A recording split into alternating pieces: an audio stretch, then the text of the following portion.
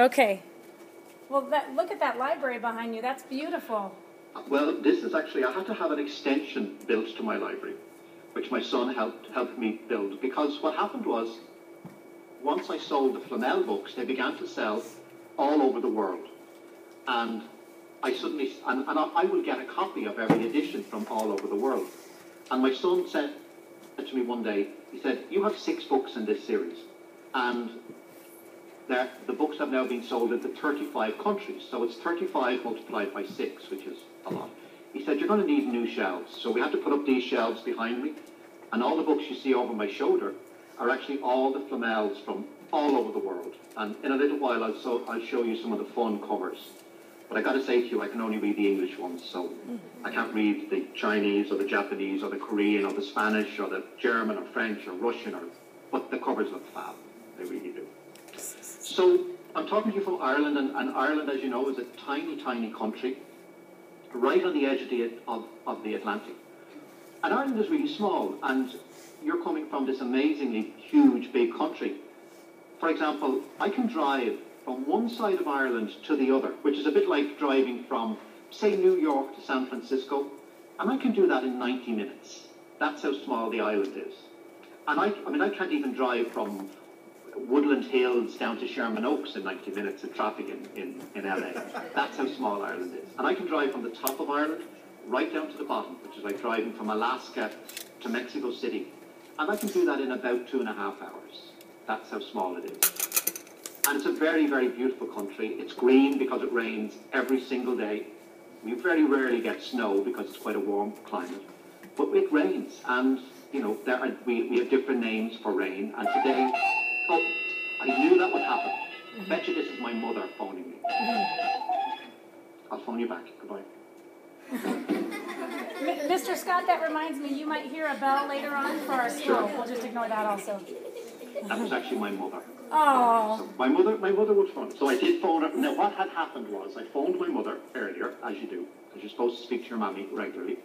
And I said to my mammy, "Whatever you do, don't phone me between half 6, because it's half 6 in the evening Irish time, and half 7. And she said, "No, I won't. Of course I won't." So what does she do? Oh, because that's what mammies do. Mammies don't listen to you at all. They really don't. Well, sometimes they do, but you're supposed to listen to your mammy. So I know you've got lots of questions, and I hope I've got lots of answers. I'm not sure that I do. But normally what I would do is, if I would visit your school, is I would read to you, and then you would ask me questions. However, I found that there's nothing more boring than someone like me on a screen reading to you. It's like sitting at home watching the TV, watching somebody read the news. So that's not fun at all. However, so you get to be the stars of this show, so you get to ask me the hard questions, and then I'll give you easy answers. So who's going to be really brave and ask the first question? Well, I'm actually going to be brave and ask you some questions to get us going, if that's okay. You can. That's a great idea. Thank you. So as I understand it, all the books behind you are all your books that are in all those other languages. Sure. That's awesome. Yes. Okay. The book is now in 37 countries and in 25 languages. Wow. Which is amazing. And what that means is that I will get email from young men and women like yourselves from all over the world who will ask me questions. And once upon a time it would have been difficult for me to answer those questions because they will write to me in their native languages, and I don't speak Chinese. But so what I do is when I get the questions is I drop them into Google Translator, which translates the question into English so I can read it. And then I write my answer in English. It translates it back into whatever language it is, and I can reply to everyone. That's what it is. Wow. Technology is wonderful. Right, that's quite a system. Were you born in Ireland? Yes, I was born and raised in Dublin, Ireland. And this accent that you're hearing is a proper Dublin accent. And you can always tell people from Dublin, because we cannot say our THs. So you will hear me say 1, 2, 3, and first, second, third, and you will all laugh because I've just said third. But that's how we say it. That's a proper Dublin accent. Do you speak any other? I know, just with the extensive knowledge that you have of, it just seems like you would also speak Latin. Do you speak any other language? Yes, I mean, I was very, very lucky when I was coming up. When I was about your ages in school, I went to a really tough school, but we learned Latin and Greek. And I would also speak Irish, which is the native Irish language, which not so many people speak, but I would speak that. And I would speak some French and some German and some Spanish and some Italian. But my speciality is older languages, dead languages. And I never thought, when I was really young, that I would find any use for Latin or Greek or Old Irish. And Old Irish is a really specialised language. But of course, that's how I spent all my life writing about these great mythological stories. Okay. Well, and how old were you when you wrote your first book? I was 18 when I wrote my first book. And what's really interesting now is that people think you have to be an older writer to write. Not at all. Publishers really don't care how old you are. A publisher wants to know, can you tell a story? And if you can tell a lie, and I know none of the young men and women there ever tell lies, but if you do tell a lie, that's what a story is. Because a book is nothing more than a big, fat lie. And only a couple of years ago, last year, a young girl who was 14 years of age, who had a very nice blog online, and a publisher approached her and asked her would she like to write a book. And she's 14 years of age, and she did a $250,000 deal for a book. And what you guys have to be aware of when you're writing your blogs, or if you're putting your art or your photography up online, you're exposing your work to a worldwide audience. And therefore, when you put work, when you put photography or art or poetry or fiction or anything up online, it's got to be the best work that you can do, because it's a reflection of you. So don't put any substandard work up online.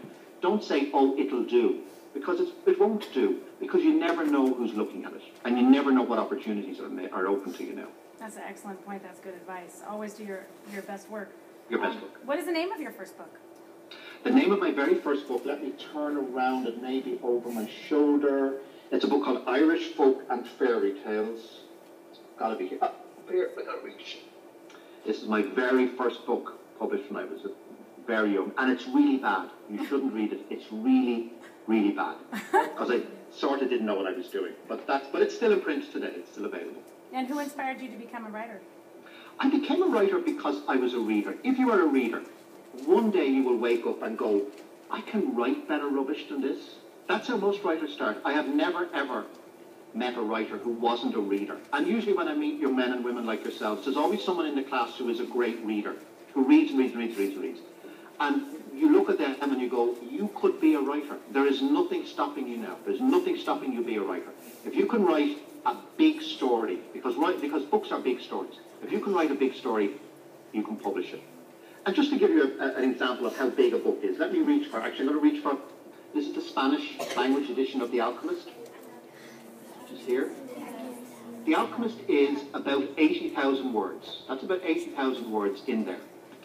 If you were to write on every single line of your school copybooks, your school notebooks, you get about 1,000 words per school notebook. So The Alchemist is about 80 school books, full. And then as time went by, each of the books got bigger and bigger and bigger. And the last book, The Enchantress, is over 100,000 words. So that's 100 school notebooks. So in total, the series is about 650,000 words. So that's about 650 school notebooks. Wow, and so how just long? think about that for a minute. That's the size. That's a lot. How long did that take you to do The Alchemist? Each book takes me about a year to write, and then it takes you guys about 2 days to read.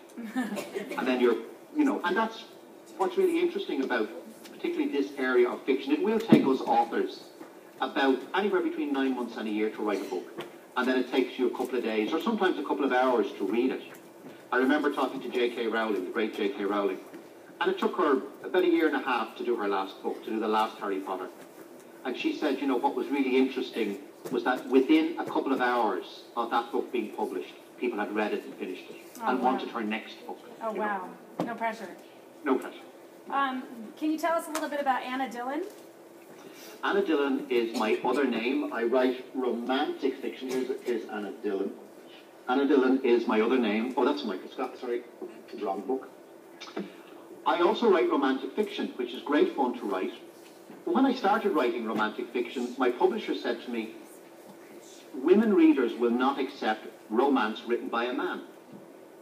Which is just nonsense, complete nonsense, because I would maintain that if you pick up a book and say, oh, this was written by a man or this was written by a woman, well, then I think the author has failed, because the author has inserted themselves into the story. For me, I think the story is the thing. So Anna Dillon was a name I chose. It was my wife's name, and I borrowed her name. Well, she would say I stole her name, but I borrowed her name. and I wrote as Anna Dillon. And for a long time, Anna Dillon was much more successful than Michael Scott ever was. I never did signings as Anna Dillon because I just don't look good in a dress. What is your favorite genre to write in? I have to say to you, my favorite genre is young adult. It's the best genre. And one of the reasons it's a great genre to write in is that you have a great connection with your audience. I always say the difference between writing for adults and young adults is an adult will say to you, oh, I just read your last book and it was rubbish. A young adult, because they read much more carefully, will say to you, I've just read your last book and on page 54 this happened, and on page 72 why did you do this, and on page 134 why did Sophie say this to Josh? So they're reading much more carefully, and often those questions make you go, oh, they're right, you know, that's a mistake, I should have fixed that. And that's one of the great, it's that feedback which makes it so special. And now you have quite an extensive knowledge on folklore, mythology, legends. Did you study it in college? Have you always had an interest in it since you were a little kid? I sort of always had an interest in folklore and mythology. I mean, I'm coming from Ireland where we have a great oral tradition, where the stories are carried on and carried on. But I grew up reading the Marvel comics and stuff like that, and I grew up with Superman and Batman and Spider-Man and the Hulk and the Thing and all of those things. And they are sort of modern myths. But as I began to collect the Irish mythology, I began to realise that lots of stories all across the world are very, very similar. In Ireland, there's a very famous story called The Children of Lir, L-I-R, and it's the story of 4 children who were changed into swans. In China, there's the story of 4 children changed into dragons, and in India, it's tigers, and in Kenya, it's jackals, and in Native American folklore, it's grizzly bears, and in Inuit folklore, which is Eskimo folklore, they're changed into polar bears, but it's an identical story. So then I began to collect all of this world mythology. And, you know, I spend a lot of time in America collecting American mythology. And people say to me, you know, leaving aside the Native American mythologies, surely America has no myths. But of course, that's completely untrue. Because when the waves of immigrants are coming into America, coming in from Europe, coming across from Africa, coming up from South America, coming in from China and Japan, they brought with them their music and their songs and their languages and their stories. They brought with them their stories. So America has lots and lots of little bits and pieces of world folklore, which is all joined and fused together, which makes it fascinating mythology. I noticed in the book that all the characters are based on real people or legends, other than the twins. I would just imagine that that would take even that much longer to make sure you incorporate it all. What makes my series so interesting, what makes the Flamel series so interesting is that the only 2 created characters are Sophie and Josh, who are the twins. Everybody else in the series is based out of history or mythology. So if I'm writing about Joan of Arc, you can read about Joan of Arc. Or if I'm writing about Dr. John Dee, you can read about Dr. John Dee. And Dr. John Dee, for example, was a real man. Dr. John Dee was Queen Elizabeth I's magician, mathematician, astronomer, astrologer. This is the guy who chose the date for her coronation. That's how important Dee was to Queen Elizabeth I.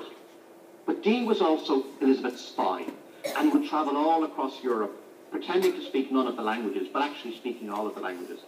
And when he would send his messages back to the Queen, he signed them in a certain way, so she would know they were really from him.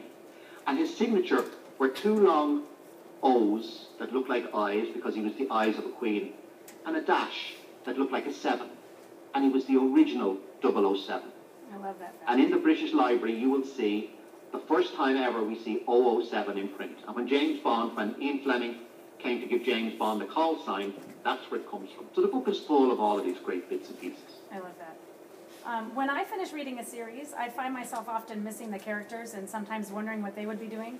Now that your series is over, I'm curious, do you miss the characters at all?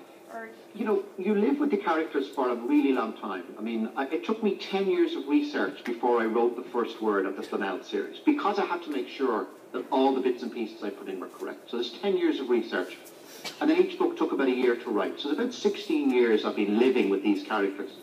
And now that they're gone, there is a sense of loss. But I'm really lucky because readers like yourselves have come back and said, but what about Scathock, or what about Sophie, or what about Josh? And what I'm doing now is I'm writing a series of short stories to fill in all the little holes in the stories. And I'll go back to them someday.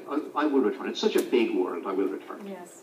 Okay, just a couple more questions from myself, and then we'll turn it to the students. You use a lot of imagery and a lot with color and sense. And I'm curious, does that reveal itself as to why later in the series? Or yes. Okay. Yeah, that was the short answer. The reason why I do that is colour and smell are really important senses which we sort of ignore sometimes. And I was reading some fascinating research about Alzheimer's and people who suffer from Alzheimer's who are losing their memory. What some researchers have done is they bring them back in smells from their childhood. So if they're suddenly smelling the smell of burnt toast or smell of sweeties from their childhood, that triggers a whole section of memories because scent memories are stored in a different parts of our brain. And if I ask any of the young men or women behind you to tell me the smell of their grandmother or their grandfather's house or the smell of their own home, each of them will have a different answer because it's those smells are the smells we remember and we associate. Okay, now, I've been saving this question for last because I'm most excited about it. As I understand, they started working on the movie for The Alchemist last year. Are you allowed to share any updates on when the movie's going to be released and how that's coming along?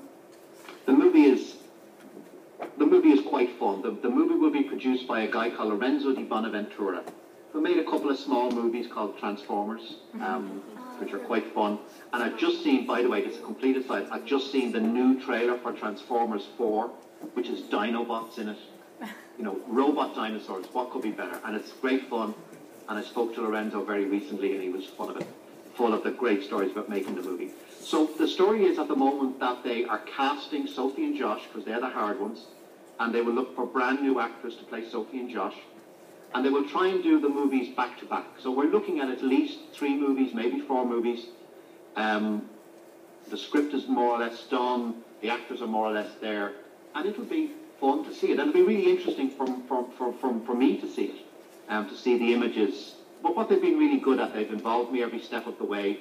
I've seen a lot of drawings, a lot of the imagery that they're going to use. It is going to be spectacular. Oh, I can't wait. It's going to be amazing. I can't wait. Do you know when? What year? No. No? Okay. No. You know, what I have discovered about movies is they take a really long time. Yes. Well, and the movies that they rush out are really never good. But they're doing this properly. Well, that's wonderful, and it gives us time to read the rest of the series. You can, yes. I forgot to ask you, can you tell the kids about your other jobs and things that you've done? Sure. Over the years, like most writers, I've had all sorts of odd jobs. I was a bookseller for a very long time. When I became a bookseller, I really wanted to be a librarian, which is just the best job in the world. And I couldn't be a librarian, so I took the next best job, which is a bookseller, which I did for a really long time. Then I became a TV producer for a while, and I produced Who Wants to Be a Millionaire, for example, which was great fun to do. And I produced a lot of reality stuff and a lot of soap. And then in the last couple of years, I've drifted into being a full-time writer, which is, I've got to say, to you, the best job in the world. It allows you to travel all over the world because it's all research. Okay, wonderful. Well, we're going to start asking you questions from the students. So Sure. The first question is coming up. Kavindu, coming right here. You can have a seat right there. Good morning. How are you? Good. My question is, I saw a movie called The Lost Medallion, and at the end I saw your name in it. Were you at all involved with it? No, unfortunately. Funny, you're not the first person to say that to me. What's really interesting, Michael Scott is such a common name. And when I first went over to America many years ago, people said to me, "Are you the Michael Scott from The Office?" You know, because they thought I was that Michael Scott. But no. What's interesting about The Office, actually, when that was originally a show which originated in England, and the Michael Scott character in England is called David Brent. So it's not called Michael Scott at all. But no, that wasn't one of my movies, so sorry about that. Okay, thank you. You're welcome. Okay, next question. She's coming on up. Take your time. The last time I did one of these, a young girl raced through the audience, fell over the person in the front row and banged her head. Oh, no. So, good morning. My question is, how do you picture Flamel? Oh, interesting question. How do I picture Flamel? People always think that Flamel is me because he was a bookseller and I was a bookseller. In the book, he's sort of a 50-year-old man. And if you know an actor called Hugh Laurie, who plays in the TV series House, I've always sort of seen Flamel in that way. The easiest one for me to remember is Dr. John Dee. Many, many years ago, I did a series of Star Trek books with an actor called Armin Shimmerman. And Armin Shimmerman played Quark on Deep Space Nine. And he was Principal Schneider on the Buffy series, if you've ever seen the Buffy series. And Armin is a wonderful actor. So when I write my Dr. D stories, it's always Armin I see in my head. It's interesting because when I write characters, I have to see them very, very clearly. Because if I can't see them clearly, you as the reader are not going to see them easier. But for me, Flamel is always Hugh Laurie out of house. And we're actually looking for him to play Flamel in the movie. I think he'd be fabulous. That reminds me, how did you first come across Nicholas Flamel? Where did you first hear about him? Oh, that's an interesting story. I was working as a bookseller, and I was in Paris for a bookselling job. And I took an afternoon off, and Paris is a beautiful city, but it's a very confusing city. Lots of little windy side streets. And I went down a side street, off a side street, and I ended up on the Rue de Montmorency. And halfway down the Rue de Montmorency, on the left-hand side, is a little house called the Auberge Nicolas Flamel, the House of Nicolas Flamel, which still exists today. It's the oldest house in Paris. Now... Oh, sorry. Oh, great. Have you frozen us up? We're all frozen. I did. I'm sorry. I was trying to do something I probably shouldn't do. We're back. No, we're good. We have a little movement. And I came across this house called the Auberge Nicolas Flamel, which is a restaurant. And I went inside and I sat down there and I had a cup of tea. And I'm looking around this house, which is 600 years old. And I knew a little bit about Nicholas Flamel. Now, Nicholas Flamel, as you know, appears in the very first Harry Potter book. And people think that J.K. Rowling created Harry Potter or that I stole Nicholas Flamel from J.K. Rowling. But Nicholas Flamel was a real man, like everybody else in the series.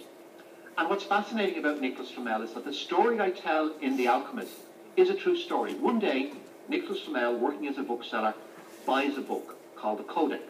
It was written in a language which he could not understand. And he and Pernell, his wife, spent 20 years travelling Europe looking to translate this book. And when they left Paris, he was a penniless bookseller. But when he came back from his travels, he was extraordinarily wealthy. And he founded churches and hospitals and schools, and some of those exist in Paris today. There's actually a street called the Rue Flamel, and just around the corner is the Rue Pernell, named after his wife. I mean, that's how important and how famous they were. And then Pernell dies, and then a few years later, Nicholas dies. And on the date of his death, his house is broken into by thieves looking for his great wealth. But the house is empty. The house was a shell. So the thieves reckon that he had been buried with all his great wealth, which was not uncommon in those days. So they dig up his grave, they open his grave, and the grave is empty. And then they dig up his wife's grave, thinking maybe he'd been buried with his wife. And it too was empty. And then 4 years later, we have a report of Nicholas and Pernell Flamel spotted in Rome. And then they're spotted in Berlin. And then Queen Victoria talks about, 400 years later, Queen Victoria talks about meeting this French couple called Nicholas and Pernell Flamel. And the story grew up that the book that he had found had the two great secrets of alchemy, how to turn ordinary metal into gold, which gave him his wealth, and the secret of immortality, how to live forever. And that's the basis of my story.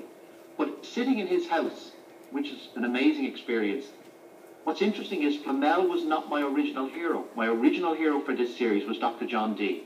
It was originally called The Secrets of Dr. Dee. But sitting in the house, I realized that Flamel, this ex-bookseller who finds this magical book, was a much better character, and then Dee became the villain. So that's the origin of the story. That's wonderful. Thank you. Hi, good morning. My question is that are those all your books? Every single book you find behind me was written by me. I've been writing now for nearly 30 years, and I've published 106 books. And I'll stop soon, I promise. While you're there, let me show you, because it's quite fun, let me show you some of the covers for Flamel, which I think all of you will find interesting. So this is the original cover. And this is the first amazing cover created by a young artist called Michael Wagner. And so that's the original cover. So then lots of countries they liked those covers so much, they kept them. So there's the Spanish language cover, which you see is identical. And then we have the Russian cover.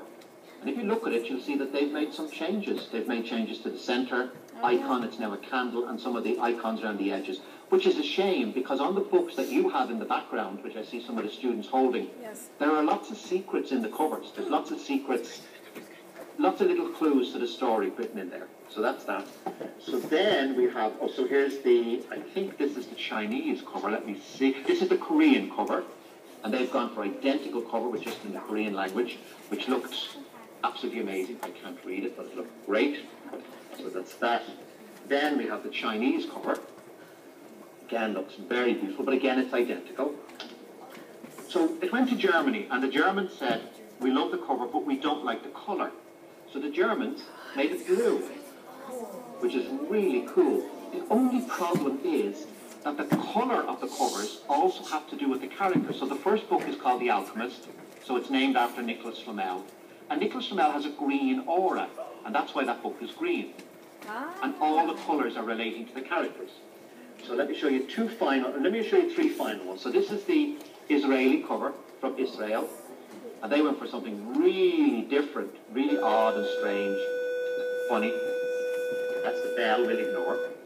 And then in Iran, here's the Iranian cover, which is more or less the same. So all of those are really nice. But then, back here in Ireland, the publishers decided that they didn't like any of those covers, and they produced this, which is awful. It's really, truly, dreadfully awful. This, by the way, is supposed to be Sophie and Josh here, and this is supposed to be the Golden Gate Bridge here. And what's really interesting is that the books have sold all over the world and done really well, except in Ireland. Because people pick up the cover and go, that's just rubbish. And they're rubbish.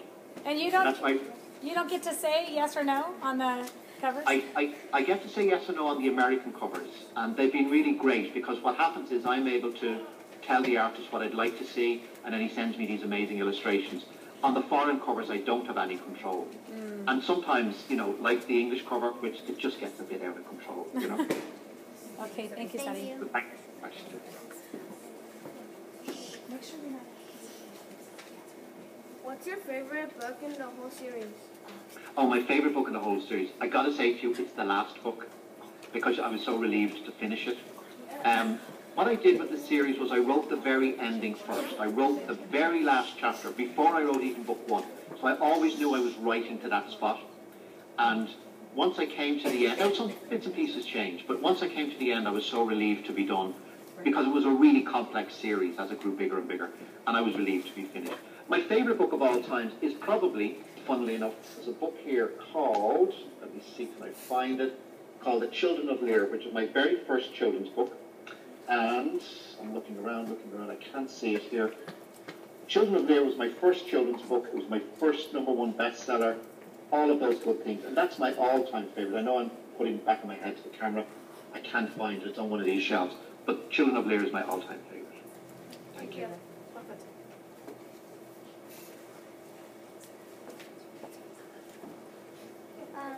Where did you graduate? Where did I graduate? I didn't actually graduate from college, because what happened was, when I was about your age, my father died, so I had to go out to work. So what I did was I worked during the day and I went to college at night. And eventually I graduated, but many years later. But, you know, what's interesting is, because I was a reader, because I was always reading all the time, that made writing so much better. And when you get, for example, you will get an essay to do from one of your teachers. And the first thing you're going to do is you're going to sit down and start writing it immediately. That's always a mistake. First thing you do is you begin to research. The way I researched this series for a very long time before I started writing. And what I got to say to you is, by the way, when you are doing your research, do not be using Wikipedia for your research. Wikipedia is rubbish. It really is. I went onto Wikipedia recently and found I was 10 years older than I was. Someone else's books had been added to mine, and I had a beard. And I've never had a beard. Thank you. Thank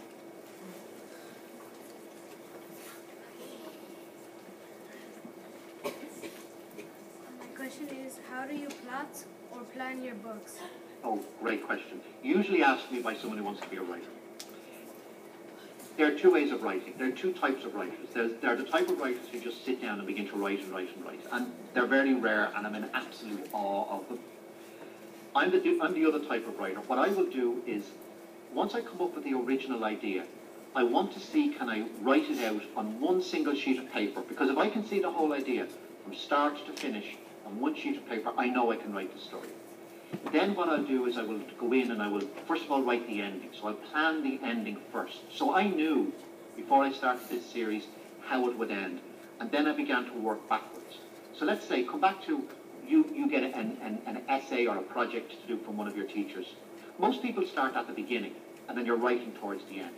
It's much, much easier if you write your conclusion or if you write your ending paragraph first. Because what you then say, okay, so this is what I want to say at the end. What do I need to say before that? And what do I need to say before that? And then what do I need to say before that? And as you're doing this planning, it will reveal the research that you need to do. So if you're writing about, for example, I'm in the first book, The Alchemist, it's set in San Francisco. I knew that I had a big set piece on the Golden Gate Bridge. So I knew I needed to know how long the bridge was, how wide it was, when it was built, all of those good things. And then I actually went to the Golden Gate Bridge and stood on it. Because until you're standing on it, you don't realise the smells and how cold it is, because the wind coming in off the bay is so blooming freezing. And all of those things I can then put into the book. But my best advice to you is start at the end, work backwards.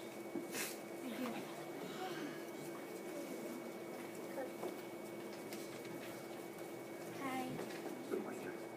If you could change anything of a character, what would you change?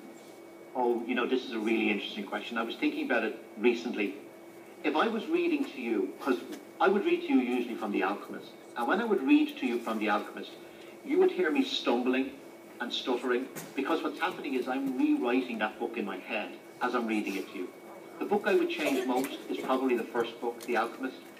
I would probably make Josh a little bit less whiny, because in the series, it's about twins. It's about Sophie and Josh, who are a brother and sister. They're 15. He's working in a bookshop. She's working in a coffee shop. And they've grown up together. They've gone to the same schools. They are identical in every way. And then I give Sophie magical powers, and I don't give Josh his magical powers until a book later. And he gets a bit whingy and whiny about that.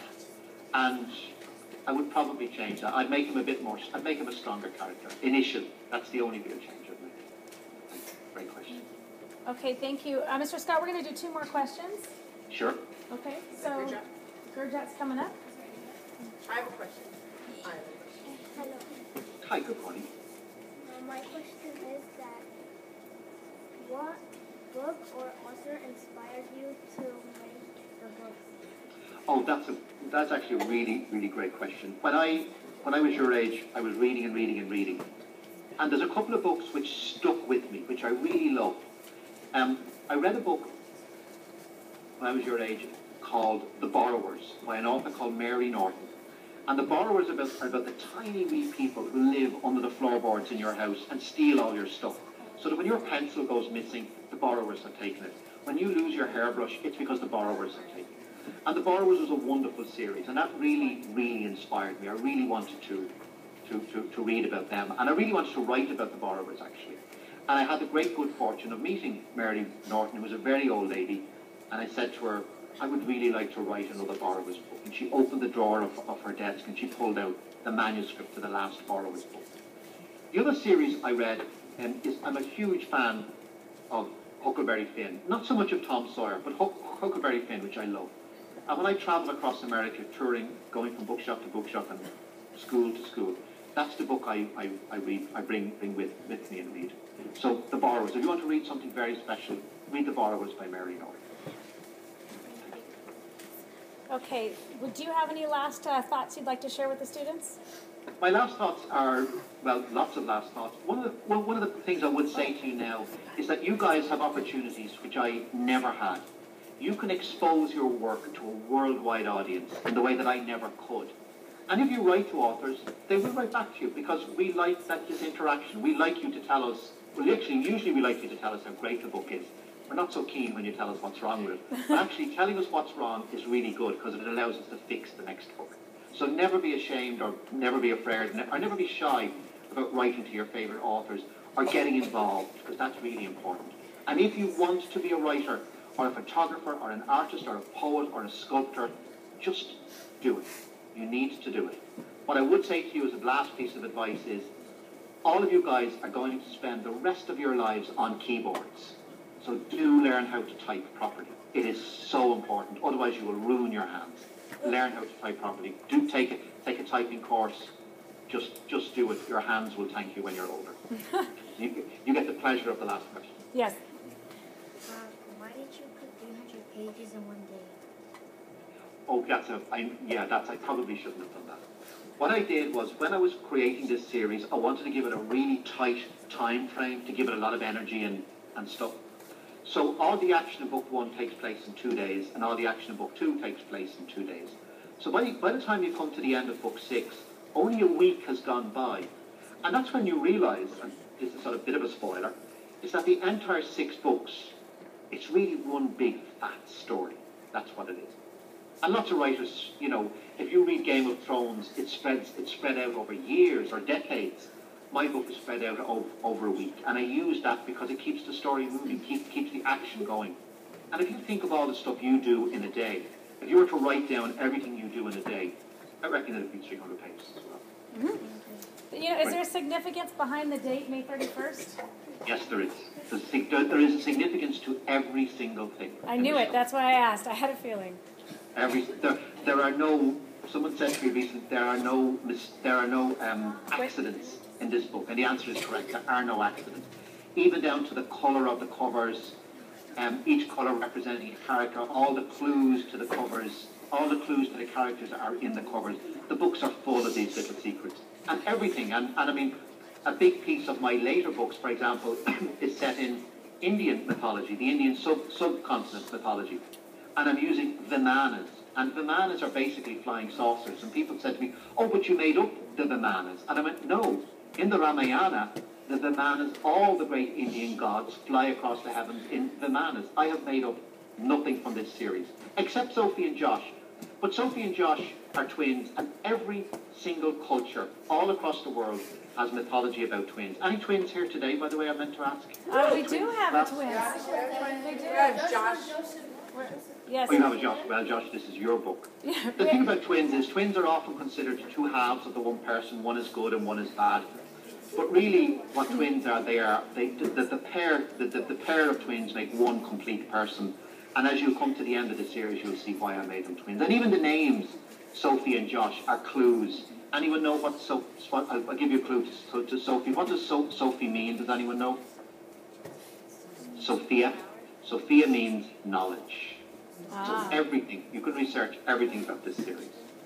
This is why you need a good librarian to help you. Oh, and here's a good librarian. Oh, Mr. Scott, thank you. I have to say, you had mentioned that, you know, to not be shy and to reach out. And I have to say thank you, because you helped me prove that.